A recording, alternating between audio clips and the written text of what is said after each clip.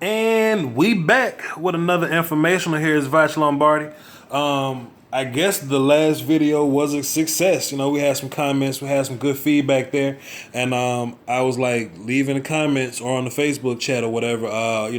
Any other football type information that you may see on TV and you don't understand it, and you want like a coach's point of view or just like an inside way to look at it. And they say, hey, let's talk about defenses and man and zone coverages and how do offenses and quarterbacks know man and zone coverage when they see it. Well, let's talk about that today then. First, we're going to talk about the differences between man and zone coverage, and we're going to talk about how we're going to use exploits, little clues and keys and hints to recognize them and all that type of stuff. First of all, why would we need to know the difference between man and zone coverage? Well, because when you throw different route combinations, there's different ways to exploit them, right? If it's man coverage, of course, it's more about skill. See, like if I have a guy that's faster, he can beat this linebacker on this, in this mismatch crossing route type of deal, right? It's more about one-on-one situations, back shoulder throws and all that. I'm also going to teach y'all a little something about back shoulder throws. I'm not just going to say teach as a broad statement because a lot of y'all might know this, but for those of you that don't, I'm teaching you. For those of you that do, I'm giving you a way to explain it to your friends, okay? But yeah, that's what we use man for. For zone, that's just what that is. It's for zone. It's for if you have less talent on your team, you could manipulate a certain area of the field without having to have a guy follow a guy. You see, and how offenses typically get rid of that is it's a lot of football field and it's only 11 guys, really only like 7 to 8 guys in coverage or something like that. It could be more or less. It just depends. And there is a piece of the zone that could be exploited. So we need to know what the defense is running. We need to know if there's some zone that we need to get to that you're not covering, or we also need to know, hey, is this man? Can I get my tight end a good matchup? My slot receiver a good matchup? Is it one-on-one on the outside? Can I get my big X receiver a matchup? Right. So let's get into it. What's man coverage? Easy peasy. Damn it, it is man coverage. You have a man, I have a man, right? Boom. That's my man. That is my man. That is my man. Tight end is my man. I got the fullback, right? That is man coverage. I don't have to explain what is man coverage, right? Like it's basically what it is, right? Like, hey, that's my man. I'm going to stay with my man. If this guy runs here, I'm going with him. If he runs up here, I'm going with him. If he goes down to the bubble or something like that, I'm going with him. Easy peasy, right? Differences, though. Got zone coverage, all right? This is where it gets a little different because there's a wide receiver going here, but my zone responsibility is here because it may be cover 3, and it's this guy's responsibility to cover the flats. Things get different now. See, this wide receiver, if he wants to run a go route or a fade, I like to call them fades, right? It really doesn't matter what you call them, but if this guy runs a go route, then of course he'll run into the cornerback that he was originally in front of. What if he runs this cross here though, right? It'll be a guy there to cover. See, could be a guy here to cover. This guy could be in the flats. This guy can go deep for this good old-fashioned cover 3 look, see? But we typically stay where we are. Now, in the last situation, we had this guy covering tight end and a man. But it ain't man no more, right? If this tight end runs to the flats, that's the safety's guy because the safety is going to the flats. That's where the tight end's going, right? But this wide receiver here, let me try to draw this W sideways. It don't look too bad. But this wide receiver here, if he comes into this territory, then that's your guy, right? So man and zone, it could be a little different. That's why as an offense, we need to know what they're doing.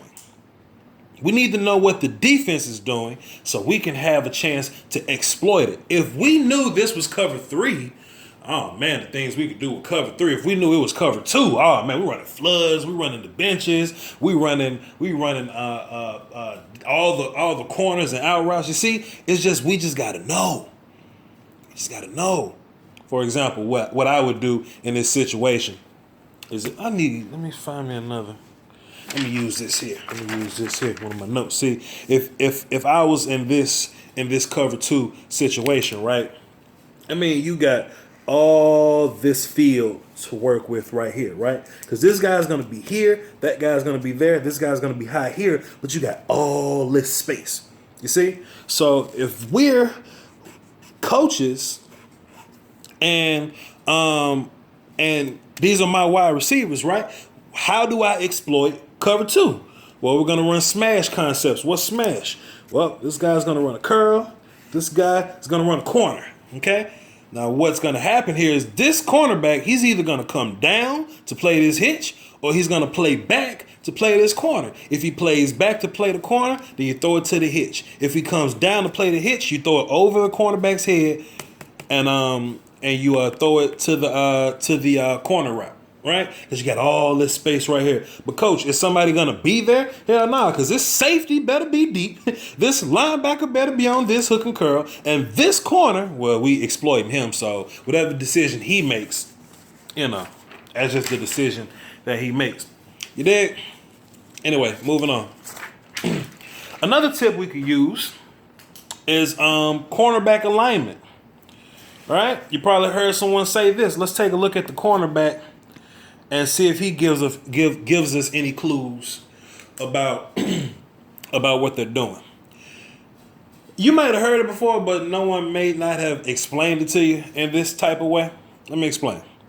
This corner here, this corner to the right, let's focus up a little bit. This corner to the right, I try to fill in a little bit of space to kind of give you an idea of which way he was pointing, but he's pointing this way. Oh, shoot.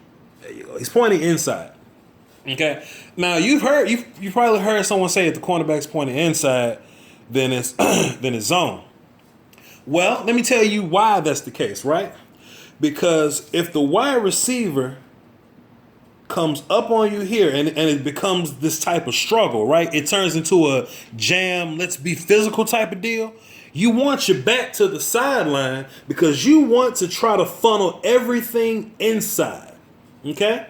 Now it could be a go route, but you can still disrupt him and bring him inside before that go route. Why is it so important that you funnel him inside? Well, it's zone. You got help here. There's linebackers here, right? So if he's running a slant, bring him on into the clutter. Bring him into the damage. There's probably a guy running to the flats right here. It's people here. These guys on hook and curl. It's people here, right? Might be some strong safety coming down right here, right? If he's running some fade route, right? And you may want to bump contact him into this guy. It's still going to be a fade route, but you're bringing him in and up a little bit. It's help here. That's why cornerbacks put their back to the sideline and they point inside because you want the traffic going inside, right? But cornerbacks are taught when in man coverage, you don't let guys cross your face inside. That's where it gets different. Why? Hell, because if a running back is here and he swings here, if there's linebacker help here, he's over here now, right? Because we're a man. Okay? So ain't no help inside. So, coach, where's the help for the cornerback? There's your help right there. The sideline is your help. And it's me. I'm coach. I'm standing right there. The sideline is your help. Okay? You want to be pointing this way. You want to be able to move any way that receiver goes. But there's no help here. But you are shading a little bit to this receiver's inside shoulder. I could have drawn it a little better. But you want to be right on that receiver's inside shoulder. Why? Because you want to funnel outside now. So if he runs an out route now, you're going to run him this way. Why? Because if the quarterback overthrows him, He throws it to the sideline. We consider the sideline an extra defender. That's why we call it the help in man coverage. That being said, the sideline being being an extra defender, if this cornerback was pointed inside, right, if he was looking inside and the receiver ran behind him, then you lose a receiver. That's not cute on man coverage to be losing a receiver. But stay with him. Funnel him to the outside. Use the sideline as an extra defender. Use me and the sideline as an extra defender. Let's try to get that ball outside. Typically what happens is in man coverage, cornerbacks point this way because they want to see the receiver, right? How the rule goes is, or just how the exploit goes, kind of, sort of. In man coverage, the receiver is looking, the corner is looking at the receiver most of the time. And he may peek at the quarterback, right? He may peek at the quarterback. But in zone, we looking at the quarterback. In zone, the cornerback is looking at the quarterback. We want to read those eyes. And if he starts to looking over here, that's when we start peeking at receivers. Dig what I'm saying? Just the sideline too. That's me right there. That's me. On the sideline too. That's me coaching. Let's look at defensive alignment. In zone, another hint that we look for, right? Now let's say it's zone, right? And we're in this, we're in an even receiver look. We're in an even receiver look. Okay? That's just how we're going to be, right? That's like the defense is not going to move if it's in zone. Why? Because you don't want to overcommit to a space and find yourself out of position, right? Let's say it's this corner's job to play the flats and this corner's gonna play back. If you're this corner, and your job is to ultimately end up in this spot, your ass don't need to be over here. You see what I'm saying? If it's zone, just like in man, you typically want to line up where your target is. Well, in zone, this is your target, not this guy and not this guy. This space is your target. So we're not moving around, right? We're not going to move around. Where's my sheet at? Where's my sheet at? Can't find it. Whatever. You don't want to be moving around if this is your landmark, right? What if you get a look? What if you get a look like 1, 2, 3, 4? Okay, 4 receivers. What if you get a third receiver over here? You think this guy is gonna come over here to cover this guy? Not in zone. Why? Cause he need to be over here. We're gonna stay where we at. We're going to play our zones, and we're just going to pray to God this dude runs into one of our zones. Because we're trying to cover the field up, right? We're trying to account for as much of the field as possible so we don't move around, okay? What if this situation here? What if we're in this man situation? Boom, boom, boom, boom.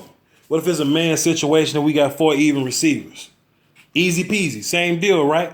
4 easy receivers, 4 easy corners, right? Can't beat that. Easiest tell in the world, right? Watch this, though. Let me show y'all something. What if it's man, though? What if it's man not called trips? Trips to the left, and you see this wide. You see 3 receivers over here, and you see this third corner right here, right? If I'm an offense coordinator and I go, they got this guy coming over to defend the trips. Looks like man coverage to me.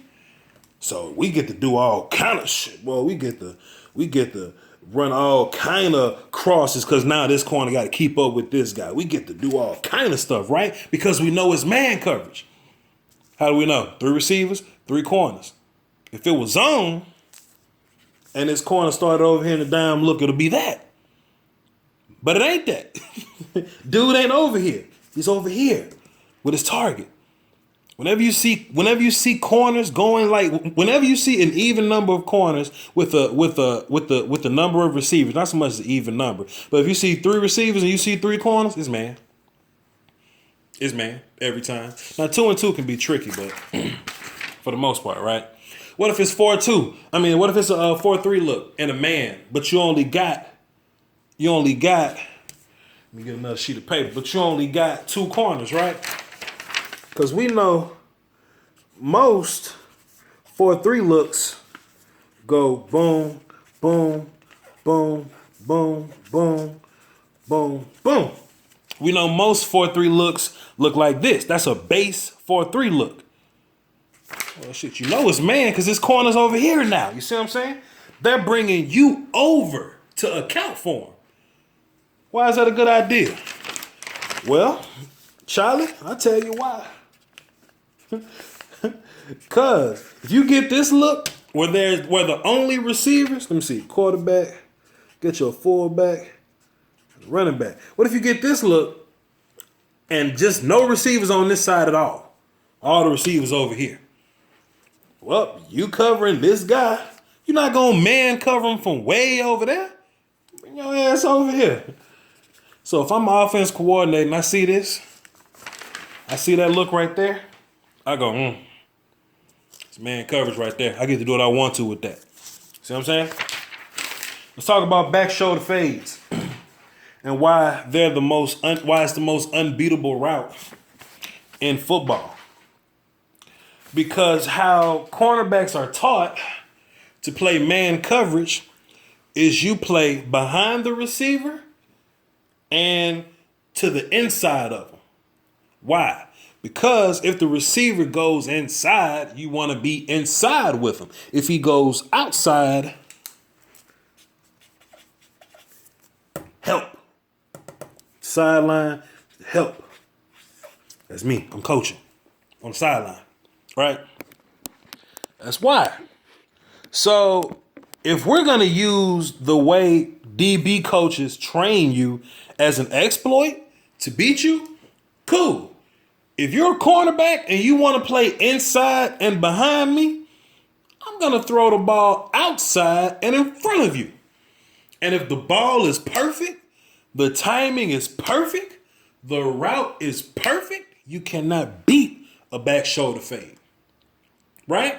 That's why it's so important. That's why we're diagnosing if it's man or zone.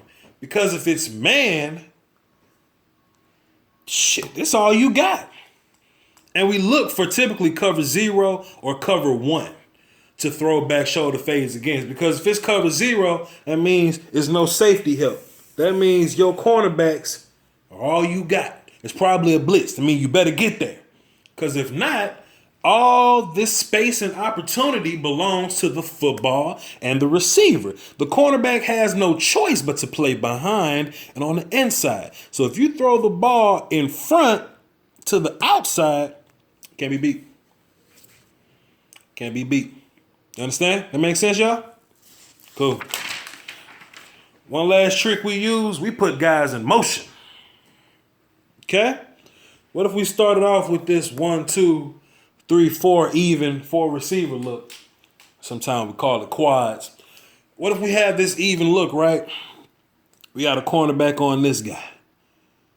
And this guy goes in motion. This receiver here goes in motion. If the cornerback stays, like I said earlier, is what? It's zone, right? If he stays. But if that corner goes with you, we just exploited you and figured out your man coverage, right? That's easy. You probably seen some wide receiver do this on TV or something. We call it yo-yo motion. Where you'll see a wide receiver in his stance, he'll just get up, go 4 steps, and he'll just come his ass right back. You'll see that corner go right back with him. You say, man, like, why did they do that? You'll probably say, why did they do that? He only took 4 steps. Well, because if he moved and he moved with him, it's man. You got to go with him. But you probably still want this receiver in this spot. So you move to see if the cornerback moves with you. Then you go back into your spot, see?